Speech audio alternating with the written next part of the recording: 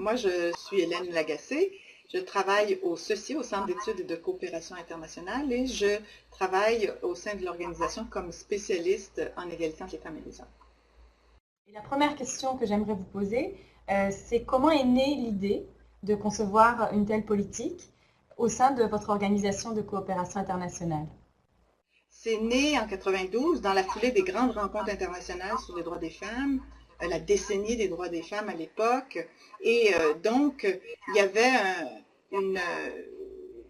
un environnement qui amenait à réfléchir sur ces questions-là. Il y avait aussi le travail, le rôle que le CECI avait ou participait, en fait, l'influence du travail du CQFD à l'époque, qui s'impliquait sur les questions de femmes et développement. Puis, il y avait aussi à l'intérieur du CECI la poussée de femmes engagées là-dessus qui étaient porteuses des enjeux de droits des femmes. Alors donc, tous ces éléments-là ont contribué à faire en sorte qu'on se pose la question aussi comment ces réflexions internationales, comment le travail sur la question des femmes devait se traduire dans nos pratiques au sein du CECI. Alors c'est comme ça qu'a démarré un processus de consultation interne, terrain-siège, pour l'élaboration d'une politique qui à ce moment-là s'est appelée Politique Femmes et Développement en 92.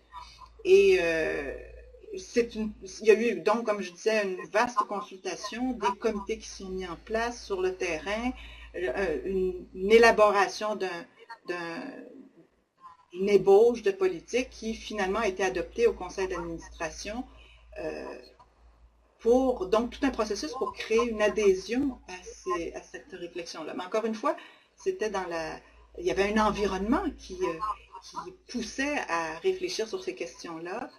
Il y avait, c'est ça, puis des actions qui se menaient sur le terrain qui nous éclairaient aussi.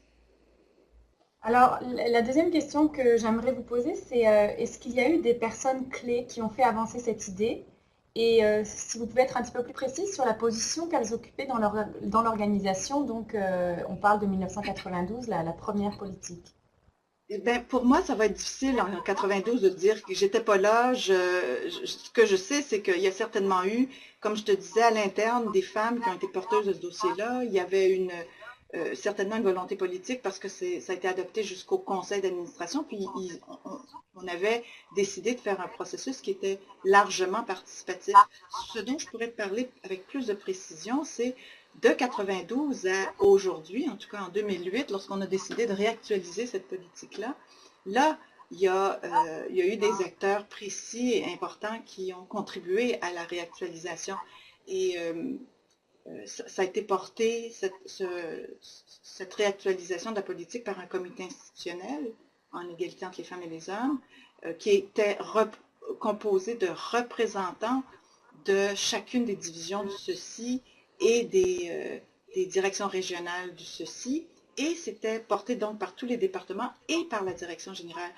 Et donc, oui, ça a été, les personnes clés, c'était justement de s'assurer qu'on ait une représentation de chacune des parties prenantes du CECI pour pouvoir réactualiser ça. Puis ça a été un processus qui a été fait aussi qui a impliqué chacun des départements, mais aussi les directions régionales, les pays dans lesquels on intervient, où on a des bureaux, et là, il y a eu des discussions à partir d'un texte qui a été discuté.